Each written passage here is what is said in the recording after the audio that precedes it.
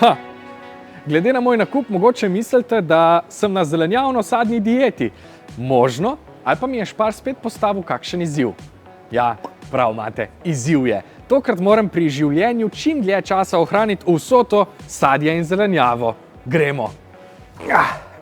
Danes sem hiter k raketa. Z enako brzino sem tudi že pripravil štrudel, sem še preostala jabolka moram shraniti, pa sem zmagal.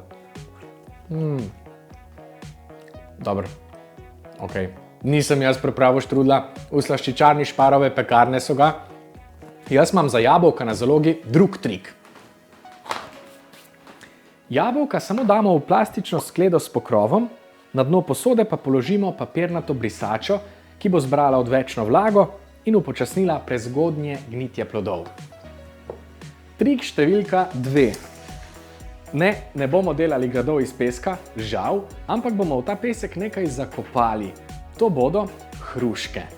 Hruške tako dlje časa ostanejo sveže, pred uživanjem pa jih samo operemo. Ogreta pečica pa nam bo prav prišla pri naslednjem izzivu. Ohrovt. A ste vedeli, da lahko iz njega naredite okusen čips? Meni se je tudi zdelo hecno, v resnici je pa zelo zabavno in enostavno. Pečico damo na 180 stopinj, ohrovt razdelimo na posamezne liste in jih operemo pod tekočo vodo in dobro osušimo. Z nožem previdno odstranimo trda stebla. Liste natrgamo na zagrižljaj velike kose in jih začinimo po okusu. V pečico jih damo za 10 do 15 minut in že imamo čips.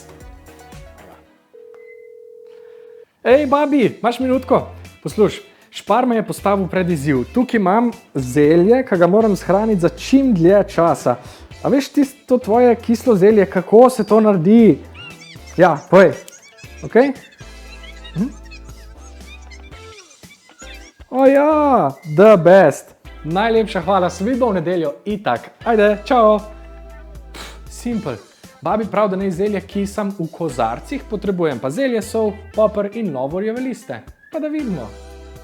Bravo, Nik, tole si se pa res izkazal. Ha? Okej, priznam. Moje zelje še ni pripravljeno, potrebuje 3 do 4 tedne, da fermentira. Vsaj tako mi je rekla babi. Kaj pa jaz vem, babice imajo zmer prav.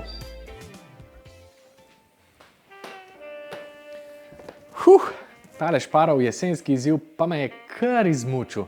Mislim, da je čas za počitek, ker gotovo kmalu dobim novega. Se vidimo.